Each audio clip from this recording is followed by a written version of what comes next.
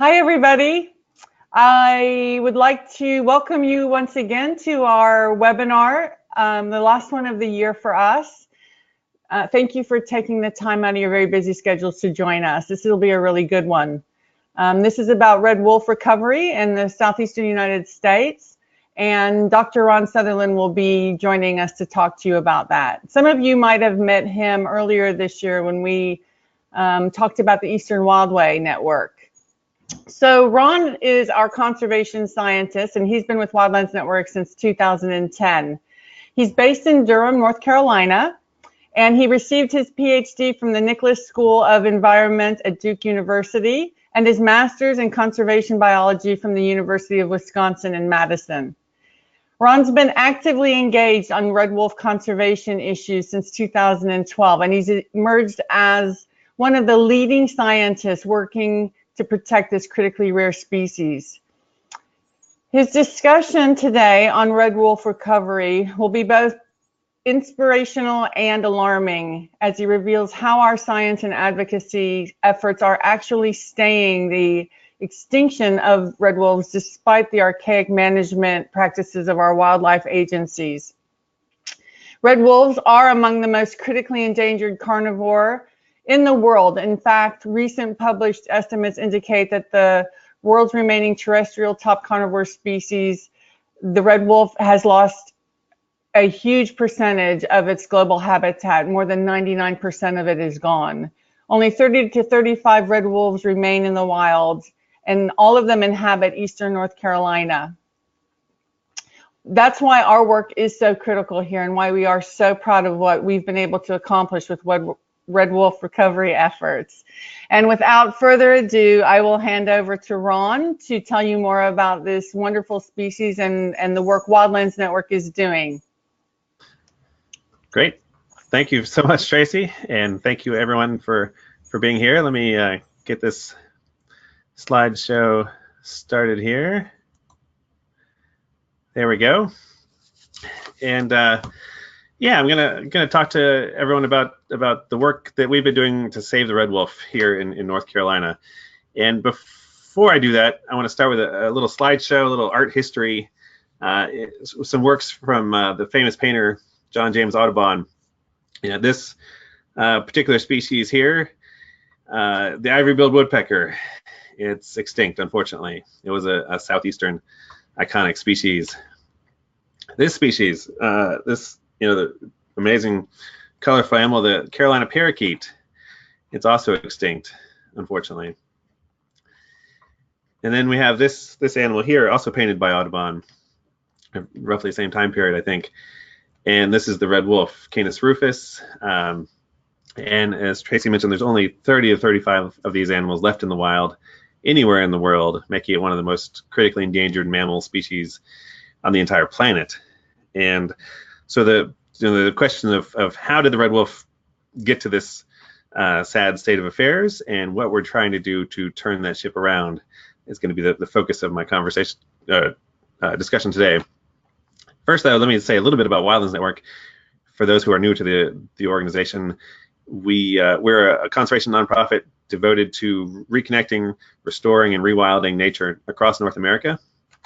We do a variety of things, including mapping out networks of wildlife corridors and core areas. This is our Eastern Wildway map going from Florida all the way up to Quebec. We also have a strong focus on road ecology. You may have heard the road ecology webinar I did a few weeks ago. But trying to help wildlife cross major highways is a big part of what we do to increase the connectivity of the landscape. And then when it comes down to it, we are also quite willing to step into the fray and save special wild areas, in this case, Hoffman Forest. Some of you may remember our campaign to protect this big forest in eastern North Carolina, southeastern North Carolina. But we also have a strong emphasis on top carnivore restoration and conservation. From a scientific standpoint, we understand the value of these animals for ecosystems, and we want to put them back where they're missing. And I'm going to give you a brief summary of the red wolf saga. It's a very complicated tale, and I can't do it justice and talk about the stuff we've been doing. But briefly, the red wolf was the historic southeastern wolf, as far as we know, ranging from Florida over to Texas and possibly up as far north as Pennsylvania and New York. And like wolves in the West, when European settlers arrived, they shot most of the wolves in the Southeast and trapped them and poisoned them. And to make matters worse, we killed most of their prey items. White-tailed deer were practically an endangered species around the turn of the century. A lot of people, back in the 19th century, a lot of people don't know that. And then to make matters worse, we cut down most of the trees in the Southeast all at once. And so there was not very much room for the remaining wolves to hide. And so by the time we got around to thinking it might be nice to save the red wolf, luckily we got around to thinking that before they went extinct, like the ivory-bill and the Carolina parakeet. But it turned out there were only a few left down in coastal Texas and Louisiana, this area in red down here. And in fact, we ended up with, when the Fish and Wildlife Service went to catch the last ones to save them, they only came up with 14 animals they thought were relatively pure red wolves. And it was a tragic loss of what once was a magnificent wildlife population. So those animals were brought into captivity, and they started a captive breeding program. And fortunately for the red wolf, it breeds fairly well in captivity. And now right now there's about 200 animals in about 40 different zoos around the country, zoos and nature centers and so forth. And so the last ones were brought out of the wild around by 1980. It was declared extinct, and then by 1987 they were looking for some place to put them, and they settled on eastern North Carolina, specifically this Albemarle Peninsula shown here. Because it was a peninsula, it was surrounded by water on three sides. They thought it would be easy to contain the wolves, and it also didn't have coyotes, and they were worried that the wolves in Texas and Louisiana were surrounded by coyotes and were going to be hybridized out of existence. So they released them in Alligator River. This Alligator River is sort of the peninsula on the peninsula out here, National Wildlife Refuge. They released them there in 1987, and the population for the next 25 years did relatively well. You can show this graph shows the trend line in the population. It grew fairly steadily, getting up to over 100 animals. I think the peak was around 2006, around 150 animals, 150 red wolves in the wild. And so I wish that was the end of the story that the population sort of grew and is doing well. But if you want to hear to read more in depth about the legacy of the red wolf, it was I think the first attempt ever to restore a top carnivore anywhere in the world, and you can read all about the history of that effort in Deline Beelan's great book, The Secret World of Red Wolves. But so now I'm going to sort of shift gears and talk about bringing you up to speed as sort of everything that's happened since the publication of that book, and sort of what's going on and why the red wolf is not doing well now. We had some political changes in North Carolina, which in 2012, which led to changes in the composition and also the attitude of the North Carolina Wildlife Resources Commission, which is our appointed body in North Carolina that controls wildlife issues. And the Wildlife Commission was under political pressure to do something about coyotes. People were worried about, coyotes have been colonized in North Carolina. I think they finished colonizing North Carolina by the year 2000, but then the populations continued to grow some after that, and people wanted something to do about them. And what the Wildlife Commission settled on was trying to allow unlimited nighttime hunting of coyotes across all 100 counties in North Carolina. And a number of us realized that was going to be bad for the red wolves, and told the commission that, and they did it anyways. And luckily, they were stopped via lawsuit. But unluckily, that gave some kind of amplified the voice of a few red wolf critics that live in eastern North Carolina, and they started spreading these myths, and that they had a sort of a larger audience after the sort of nighttime coyote hunting issue. They started spreading myths around that the red wolf was causing the largest wildlife disaster to ever impact our state. And the person that said that is a millionaire real estate developer. So, and that, of course, ironically ignores the fact that we destroyed most of the wildlife in the forest back around 1900, and also ignores the fairly rampant progress of urbanization across the southeastern United States, including North Carolina. This is Atlanta, shown here from a couple weeks ago as I flew over Atlanta. I think those are the larger wildlife disasters for sure. And the red wolf, in fact, as we'll see, is not actually causing any wildlife disaster at all. But the folks that the real estate developer was reaching out to took him up on the offer, and they stepped up to the plate and they started shooting the wolves more. And that, unfortunately, has led to a very drastically steep decline in the red wolf population, going from 150 animals in 2006 down to 30 to 35 today. If that trend continues, we're going to see the end of the red wolf population in the wild in eastern North Carolina fairly soon. Now, in 2015, the State Wildlife Commission kind of made things worse by adopting a resolution requesting that the Fish and Wildlife Service come and get their wolves, essentially, and declare them extinct in the wild. And the U.S. Fish and Wildlife Service, the federal government, at least at the leadership level, was happy to oblige the state, unfortunately. And so in 2014, 2015, they got rid of the red wolf recovery coordinator position. They stopped releasing of captive wolves. I think the last wolves that were released from captivity were in 2013. And they also stopped coyote management and sterilization. There had been a really successful program to manage coyotes in that Albemarle Peninsula, and they stopped that. And they let the field team collapse to a shell of what it once was. And they've rebuilt it some in the last year or two, but for a while there was basically nothing going on for red wolves in the wild. And then to make things worse, in 2016, they announced a new plan that they were going to essentially pull the remaining red wolves back into captivity. And this was, Dan Ash was the director of the Fish and Wildlife Service. Cindy Donor was the regional director in Atlanta. And the exception to that plan was they were going to leave some of the wolves on federal land, just in Dare County. So from a 5-county recovery area, all the area in brown or light gray, it was just going to be federal land in this one county, which only has room for 10 or 15 wolves.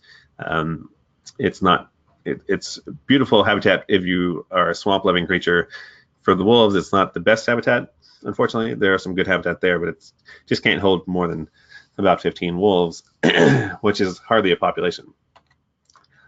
In 2018, so most recently, they came back and lightly revised their proposal, and they had to issue different alternatives and consider those to meet the requirements for their environmental review of this proposal. And there were 4 of them, but there's only 2 worth mentioning. One of those, alternative 2, was basically a strong push to reinvest in red wolf recovery in North Carolina. It was actually pretty good. We were pretty pleased with it. And then there was alternative 3, which was the same plan of scaling back to 10 to 15 wolves. And they added on, different from 2016, they added on the idea that outside of that federal land in Dare County, that the wolves would be open, fair game for people to shoot. They'd basically be treated like coyotes in the rest of the red wolf recovery area, which is a pretty astounding thing to propose for one of the world's most endangered species. I don't think we would stand for that anywhere else in the world. Unfortunately, the Fish and Wildlife Service then announced that the alternative 3 was their preferred alternative because of that. So, that's kind of, that brings you up to the current date. We're waiting. The Fish and Wildlife Service should come out presumably any day now with a final decision on their proposals. So it could come out this week. It could come out next year. We don't know. But the question is sort of what are we doing to try to pull the red wolf back from the brink? And what has Wildlands Network in particular been doing? We are one of several conservation groups working on the red wolf, and I want to acknowledge our strong partners that are doing great work as well. I'm going to focus on what we're doing at Wildlands Network. One of the core strategies we've been using to get the message out there about the red wolf and what's going on is a long series of op-eds and letters to the editor that I've been involved with and others have been involved with. And we don't pull any punches on those, and we really take the leadership to task about what's going wrong. And then we've also been involved in some pretty interesting science efforts, a lot of which revolve around the core question of whether are the red wolves really that hard to live with down there in eastern North Carolina. And to understand that question, if you're not familiar with that part of North Carolina, it helps to realize that it's a mix of these. The dark green areas are the dense Pocosin wetlands and national wildlife refuges, and then the light green areas and white areas, those are massive fields that look something like this. And it's an agricultural area that grows corn, soybeans, cotton, and that kind of row crops on a grand scale that you don't usually see outside of sort of the Midwest, Kansas, that area. It's a prime area for row crop agriculture. So you would think, actually, with deer being a major crop pest on those crops, you would think the wolves would be sort of welcomed with open arms as potential mitigators of the deer problem down there. However, that Albemarle Peninsula is also famous for its huntable wildlife, including waterfowl like snow geese and tundra swans, wild turkey, and especially deer, white-tailed deer. And so the question becomes, and that the mythology suggests that the red wolf might be eating all the deer, and so we treated that as a testable hypothesis. We said, okay, we're going to call that bluff. You say the red wolf's eating all the deer and causing a disaster. Let's go test that out. And so we put out 20 different wildlife cameras. Now I think we're up to 24 in the red wolf recovery area, spaced out pretty broadly across a broad area of the peninsula. And we did that in 2015. And this is one of the cameras there, sort of camouflaged on the tree. And they're motion sensitive trail cameras that take pictures of everything that goes by. And we've been monitoring those cameras ever since 2015. And we've taken the unusual, but hopefully inspiring step of putting all the photos from our camera project up on the internet on this Flickr site. And so you can copy that down if you want to check it out. I guess the short answer of what we found is that there are a lot of bears in the red wolf recovery area, more bears than possibly anywhere else on the East Coast. And there's also still quite a few deer. There are wolves, and there's amazing numbers of bobcats, river otters, wild turkey. It's just a pretty amazing wildlife spectacle down there. And I encourage anyone that has a chance to go visit that area. And our Flickr site has been, we're now up to about 84,000, almost 85,000 photos on there. So it's an incredible resource if you want to see what the wildlife picture really is down there. And those pictures have been viewed 485,000 times. And so if you want to share this link around, you can help us get up to 500,000 picture views. That would be great. Another thing we were doing based on those same photos, a different strategy of sharing that with the public, we took all the photos from one camera 2 at Alligator River, which is an area where the red wolves have been for the entire program since 1987. We took all the photos from one camera and put it into one video, and it takes about 15 minutes to watch. And it shows just this steady streams of wolves going by and deer going by and bears going by, and it's just a neat way of really coming to grips with what's down there. And that video we've shared pretty broadly, including using some targeted advertising to try to reach deer hunters in eastern North Carolina to get them to watch this video. And we're up to about 83,000 views of that video. And as part of that same effort, we've also been spreading around our Red Wolf Myths and Facts page on our website. I encourage you to check that out because we provide, right now we have a dozen different myths on there and some science-based answers to those myths. So it's a good resource if you want to learn more about the red wolf. Now, back to the deer question. Besides our camera project, there's some other lines of evidence out there that the wolves are not causing a wildlife disaster. Here, for example, you see in the red is the hunter deer harvest. So it's sort of going from 1976 all the way to 2017. And you can see the deer harvest climbs and climbs as the deer were actually recovering from the great onslaught of the past century. And then they've kind of stabilized since then, gone up and down. And then in 1987 here, in blue is the wolf population. And it goes up and up and up and up, and then it goes down as well. And if you analyze this correlation, it turns out to be statistically significantly positive. So what that means is, if you take it at face value, the more wolves you have, the more deer you have, and vice versa. Because when the wolves were going up, the deer were going up, and when the wolves have been going down recently, the deer have also been going down. So it's not a standard predator-prey relationship. I feel my best guess in this case is that there just aren't enough red wolves to actually influence the deer population very heavily one way or the other. 150 wolves versus probably tens of thousands of deer down there just might not be enough to have an impact one way or the other. So another line of evidence, deer vehicle collisions, the same graph here, or same map that I showed you before, but all these little turquoise dots represent a deer vehicle collision that was bad enough to report to the police and file an accident report.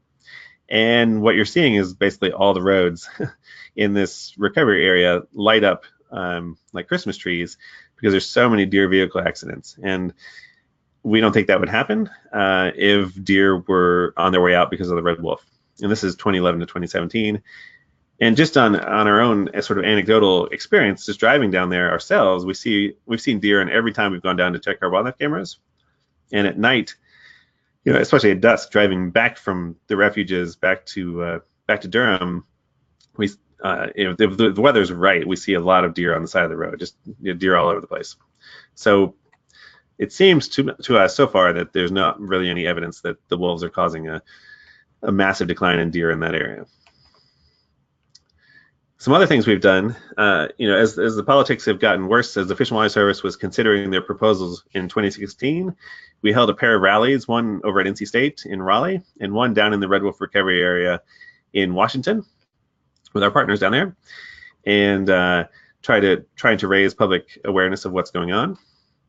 And then in 2017, after they came out with that 2016 plan, there was a public comment period, and we worked with a variety of groups to encourage folks to send in comments. And then we had the idea of actually counting the comments ourselves and not leaving that job to the Fish and Wildlife Service because we were a little uncertain that they were going to get around to it.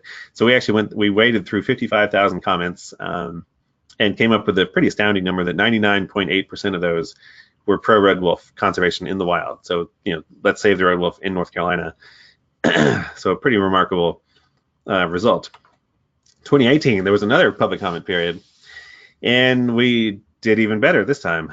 There was twice as many comments, 108,000, and this time 99.9% of those comments, like 107,800. So we're pro red wolf. So just a kind of a remarkable. We wish you'd achieve that kind of unanimous opinion about anything in our daily debates about politics and everything else in this country. The people that weighed in on red wolves were nearly unanimous in their support of red wolf conservation in North Carolina, which doesn't surprise you. The public does value endangered species conservation. And here, if you make a pie chart of that, it doesn't actually work because you can't show 0.1% on a pie chart like this very easily. So basically, everyone was in support of the pro red wolf. There were only 30 comments that were anti-red wolf, and of those, 13 of those came from that same millionaire real estate developer. So what's coming up next? That sort of brings you up to speed. The only thing that's happened just this month, there was a court case led by the Southern Environmental Law Center, Defenders of Wildlife, some other groups, that was arguing that the Fish and Wildlife Service had overstepped their bounds by trying to allow landowners to kill endangered red wolves. And the federal judge, Terrence Boyle, just ruled in November that was against the letter and spirit of the Endangered Species Act.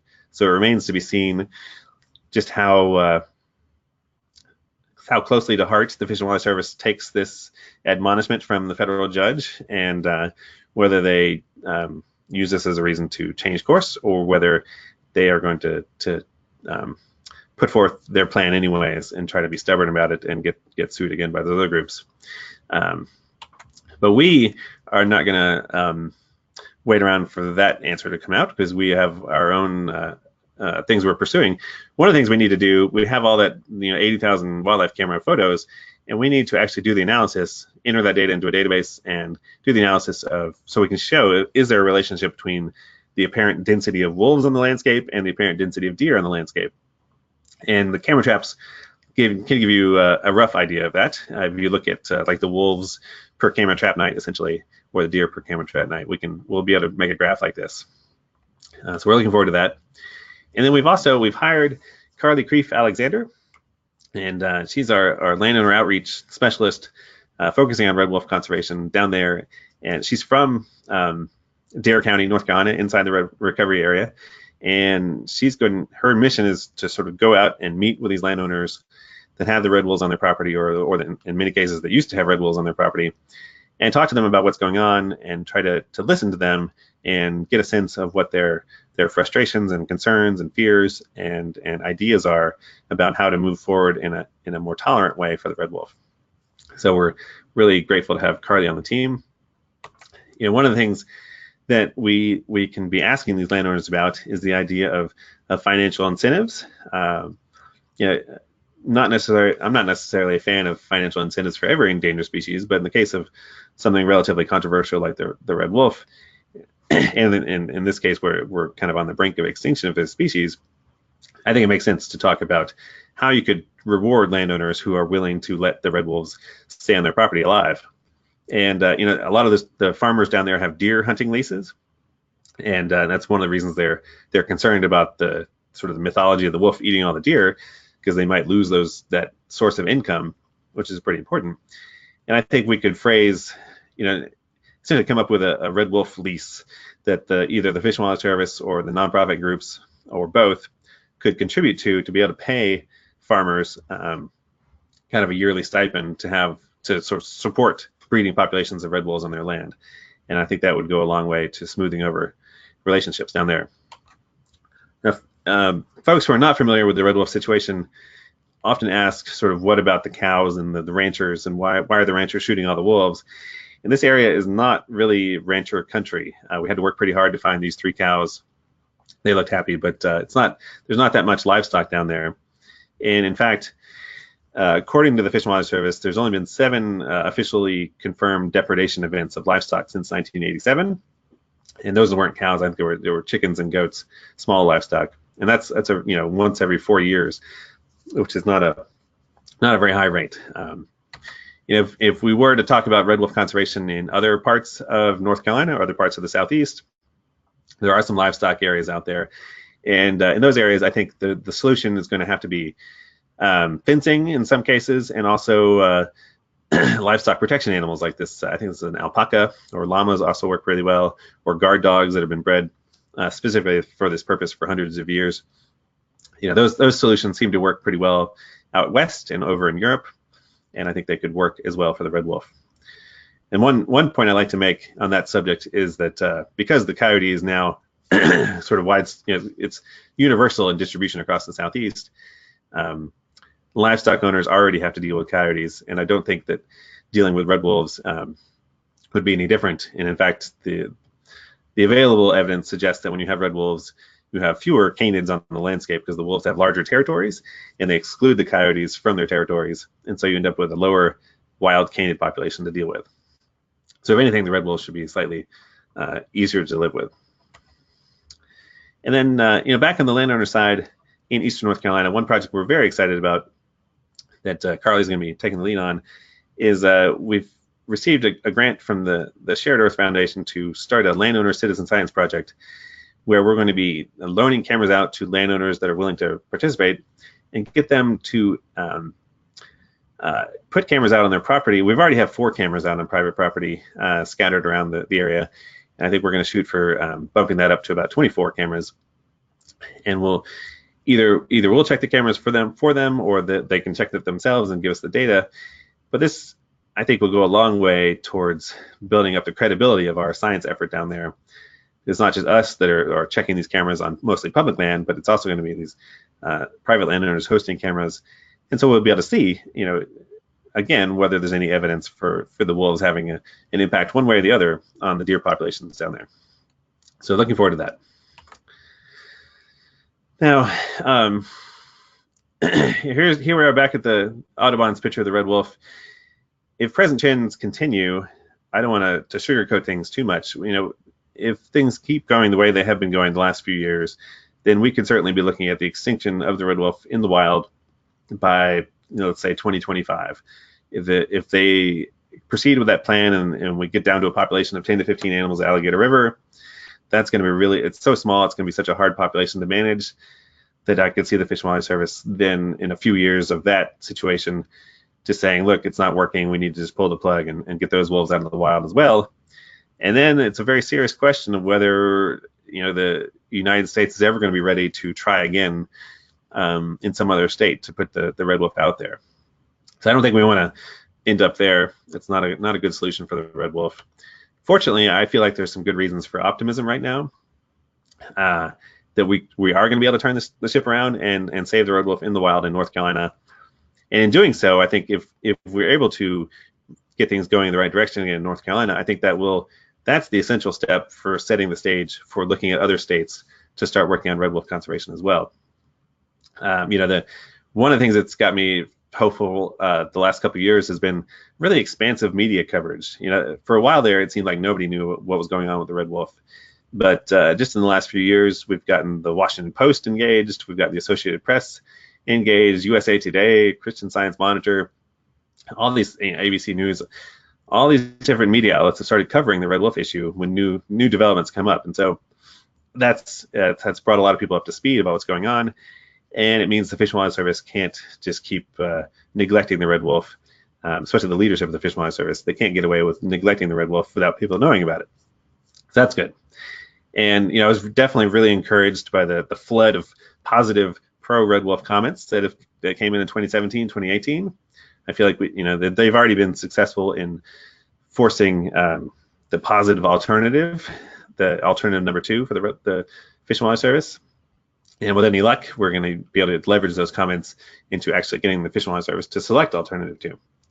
And then, our landowner outreach efforts, our science efforts, I think we're already making inroads in myth busting and turning just exposing the mythologies that have been spread about this red wolf and calming some of those fears down. I think there's still some room to make on that front, but we've started that process, and I'm really excited about the next year or two if we can keep that going with our partners down there and keep building some respect and tolerance back up again for the red wolf. And then, of course, I'm also really optimistic because we got you. You guys have engaged on this call. People are more people that wake up and realize that we're about to lose the species, just like we lost the ivory bill or the Carolina parakeet. That's what we need. The Fish and Wildlife Service, for a long time, I think we've had the Fish and Wildlife Service that we deserve because we've let Congress get away with defunding them and cutting the endangered species funds, and there's just demoralizing the agency, and we can turn that around, but it's going to take some work. It brings to mind the question of what people can do to help save the red wolf right now. And we just had the election, so I don't need to remind you to vote, but now that we have new folks coming into Congress, this remains kind of a split federal and state crisis right now. So that if you really want to help save the red wolf right now, I would encourage you to get on the phone this week if you can. Call your congressional representative in DC and talk to the staff person and tell them that you, in no uncertain terms, that you strongly support endangered species conservation and that you want that to be fully funded so we don't have to choose which endangered species to save. And then you also want to tell them that you, in particular, you want to save the red wolf from extinction. So that would be great. If you live in North Carolina, you could certainly talk to, do the same thing with the governor's office, call your state legislator, call up your local representative on the State Wildlife Resources Commission, and do the same thing. Tell them that you really want to see red wolves stay in North Carolina and be protected. We are kind of proud of the fact that we helped with a coalition of other groups. We helped convince Governor Cooper in North Carolina to come out in support of red wolf conservation in a letter to the U.S. Fish and Wildlife Service. So that's really exciting. And the other thing you can do is to help support the conservation groups that are fighting for the red wolf, like including Wildlands Network. There's our donate address down here if you want to consider making a donation to Wildlands Network. We can't do all this great work that we've been doing without support of people like you. And so please, on this Giving Tuesday, consider donating to Wildlands Network because we put that money hard to work right away. And I guess I will stop there, and we can start addressing if there's any questions. And maybe Tracy might want to say a few things as well.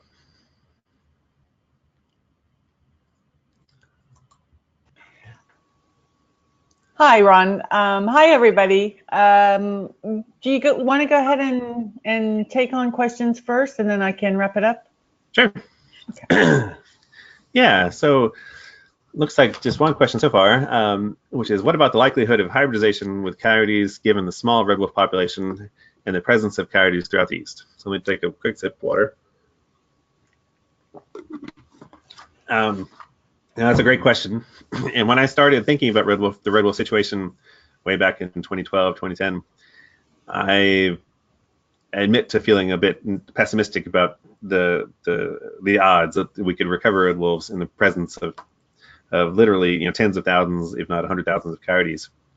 And since then, I've actually come around to the fact that the available scientific evidence actually suggests that the red wolf conservation efforts in eastern North Carolina were being surprisingly successful at preventing hybridization with coyotes, because coyotes they showed up essentially in the early 90s, a lot earlier than we wanted them to show up.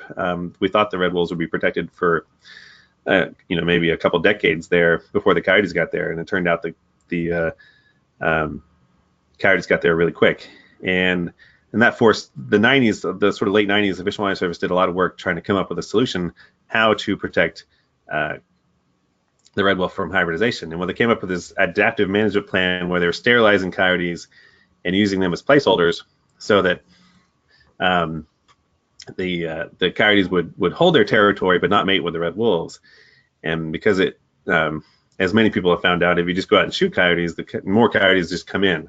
They're incredible dispersers, and there's just no one's ever been able to shoot a coyote population out of existence. So anyways, the Fish and Wildlife Service set to work on this adaptive plan to minimize hybridization. And the papers, ironically, sort of came out in 2016, right after, in 2015 is when they stopped all that adaptive management work they were doing. But the scientific evidence came out in 2016 showed that it was actually working really well, and that hybridization had been limited to under 4% of the animals on the landscape. So less than 4% of the canids on the landscape in that Albemarle Peninsula area were hybrids. And so that also suggests, and I think that the scientists who have studied it have admitted to this, that there seems to be evidence that red wolves actually fairly strongly prefer to mate with other coyotes, and that the largest driver of hybridization events was actually red wolves getting shot, like one member of a breeding pair of red wolves being shot right in the middle of the winter breeding season, and then the red wolf sort of getting desperate at that point and mating with the coyote. And so if we can actually, the take-home lesson is that we can minimize hybridization enough to maintain the genetic integrity of the red wolf. I'm personally not really concerned with small amounts of hybridization between red wolves and coyotes. I don't think that's going to be the end of the red wolf by any means. And but it also says that if we can protect the red wolf and build landowner tolerance and hunter tolerance of these animals, that makes it all the more likely that the red wolf is going to resist hybridization impacts with coyotes. And actually, if the canids are protected from being shot, the available evidence also suggests that the red wolves will be able to outcompete the coyotes. They're larger and more robust animals, and I think they can displace the coyotes.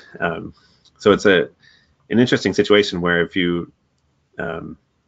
if folks want to see less coyotes on the landscape, the red wolf is actually one of the only things that's been shown to reduce coyote populations. So, but it's if we were to start another red wolf conservation effort in another state, then you would have to start some sort of coyote management effort out there as well, and it would be sensible to sort of adapt what has been used fairly successfully in North Carolina to see if that would work. And of course, it also goes without saying that the Fish and Wildlife Service needs to start the coyote management that they were doing in North Carolina. They need to start that back up again, because it's certainly not helping the red wolf population to not have that protection.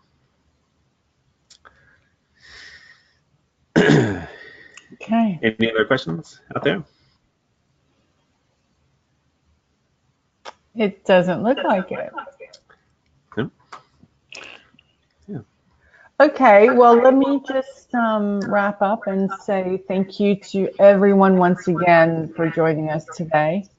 Um, I do just want to sort of restate that the work that Ron and his team and our partners are doing in the Southeast is pretty remarkable when you think about the obstacles and challenges that they're up against. And for 3 years, the Red Wolf Recovery Program has been on the chopping block nonstop, and relentless pressure to abandon these magnificent carnivores. And Ron and Wildlands Network and our partners and our friends, there's just a handful of people that are staying this execution and working around the clock and doing a fantastic job.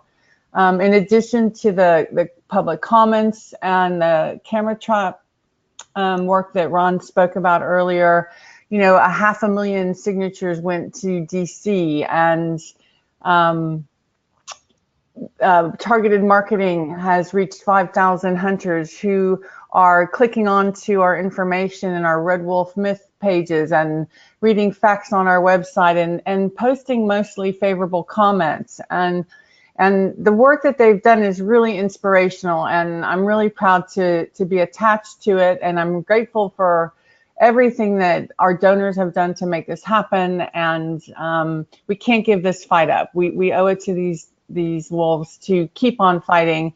And our most immediate need for this wonderful program right now is we do have a lot of camera trap images and a lot of data to sort of massage into some kind of empirical information that we can use in the case to just to disprove some of the myths surrounding red wolves. We do need to hire 2 interns this summer. The cost for that to look at all of our camera images and record it and get it into some kind of empirical form is about $10,000. So this Giving Tuesday and this year end, if you have some spare change that you can donate to this program, it will be money very well spent. And I think that Ron and our partners have proved that. I'm just really, really proud of the work that they've done, and thankful for everybody that's taken time out of their busy day to join us and help support this really important work. Tracy, it turns out there are actually a few more questions. Oh, good. Okay. Well, I'm going to be quiet, and I'm actually, too, Ron, going to go off and give you the floor for the rest of the webinar. So you can sign off for everybody, okay? Sure. Yeah. Okay.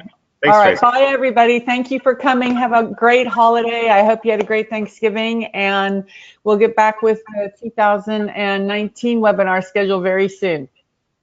Cool. Thanks, Tracy. Sure. And so a couple of folks have asked about other potential recovery areas for the red wolf. And I apologize for missing these questions before. The little question window on our thing is rather minute, but and that's a great question. And the sad answer is that there's no one stretch of public land in the southeastern United States that is large enough for a viable red wolf population to stay there all by itself. The closest thing we probably have to that would be the complex of the national park and the national forests in the southern Appalachians. There's quite a number of national forests there. That area doesn't have that many deer compared to some other parts of the southeast, and so the red wolf density might be fairly low, but it might come close.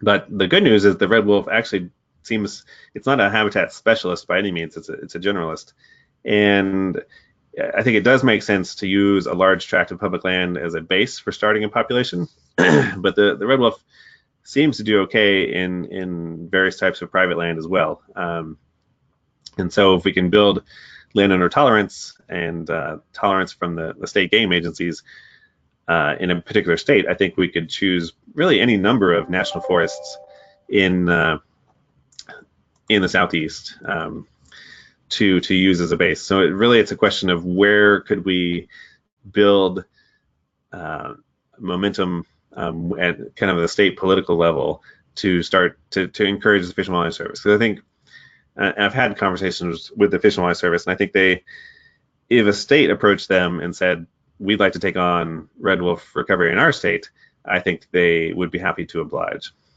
with that. So that's the limiting factor right now. The Fish and Wildlife Service could certainly do it on their own, but I think it would be best to try to build some state support first, and then the sky's the limit on different places where you could work on this. Another question: do you anticipate the National Academy of Sciences wolf taxonomy study will change the red wolf recovery efforts? And if folks don't know what that is, I can go here. Here's the link for it, and we'll share the presentation around. If you Google National Academy of Sciences red wolf Mexican gray wolf taxonomic review, you can probably find this as well. My hope is that it will that this review will lay to rest some of the controversies about the red wolf. The last published scientific review of the red wolf and its taxonomic status suggested that whatever the red wolf is, that it is unique enough and to be worth saving under the Federal Endangered Species Act. And I don't anticipate any changes to that coming out of this review. But it's worth, if folks want to check this out, there's been some great webinars about the genetics and about some fundamental questions of taxonomy, like what is a species, what is a subspecies. Turns out those are not easy questions to answer either. But I think what we'll see is that the National Academy of Sciences panel will confirm that the red wolf is a unique entity that is worth saving in the Southeast. So that's my prediction. Do scientists know what a viable long-term population size would be? I think the short answer is not precisely, but some of the papers I've read have suggested that instead of thinking about hundreds of animals like we have tended to in the past, that we should be thinking about thousands to have a truly viable population of vertebrates such as the red wolf. The current recovery plan for the red wolf only calls for 220 animals spread over, I think, 3 populations before the species is qualified as no longer being endangered. And I think we have seen, just in the case of the red wolf, that 220 is not enough because the red wolf in its current state has gone from 150 down to 30 in just a period of just a few years. And that's it's not enough for the genetic side of it, in terms of maintaining genetic fitness and avoiding inbreeding and so forth. And it's really just not enough from a demographic standpoint. You need thousands of animals out there to maintain a population more indefinitely out there. And then, as we've seen out west in the western United States, we do think the red wolves, while we don't think they're eating all the deer, we do think they play an essential role in helping regulate southeastern ecosystems. There are a lot of places in the eastern United States that are overrun with deer, and so that on the functional side, we think that you need to be thinking about maintaining functional populations of top carnivores like red wolves in much larger areas of the landscape. So it's there's a question of viability, but there's also a question of how much of the Southeast do we want to have of animals like the red wolf. So and let's see, thinking positively, other additional reintroduction sites. I think I kind of covered that. And don't the policymakers of the Fish and Wildlife Service understand the role of the apex predator, the red wolf? I think they do. I think it's more politics that is getting in the way. I think more and more people around the country and around the world have been seeing videos like the How Wolves Change Rivers video that came out about the Yellowstone project, and it might simplify things a bit, but people are getting the message, I think, finally, after close to 100 years of trying, that carnivores play an essential role in ecosystems. So I don't think it's a question that the Fish and Wildlife Service doesn't understand that. They're under immense political pressure to do the wrong thing for various types of wolves, and the only solution really is to counter that pressure with positive support for the red wolf. Let's see, another reintroduction question. It's a popular one here. And what are some ways to maintain consistent funding for endangered species programs so they can stay fully funded? Well, that's a good question. I think there's, and somebody else actually, Christine from Wildlands suggested a red wolf license plate as one way of funding red wolf conservation efforts. I think there are various proposals out there for how to generate more consistent funding for non-game species conservation. The hunting community is very proud of the fact that their taxes on guns and ammo goes to support wildlife conservation, and a lot of that money gets focused on game species as a result. So if we could come up with it's often been proposed to come up with like an outdoor gear, sort of nature gear sales tax that would be like that Pittman-Robertson tax, to allow the bird watchers and the wolf lovers of the world to support protecting their species. I think that would be great. In the end, we're not talking about that much money in terms of the federal budget, and so if we just had a Congress that supported a robust endangered species program and doubled the budget for the endangered species program or tripled it, then we could be working on a lot more species to protect them.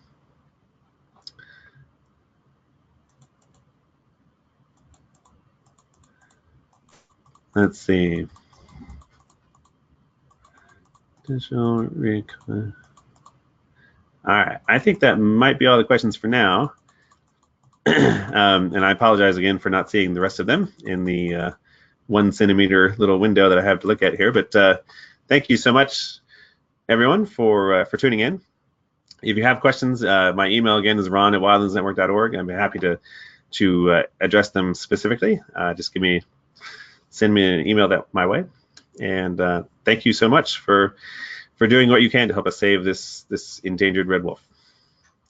So with that, we'll sign off. But thank you again, everyone.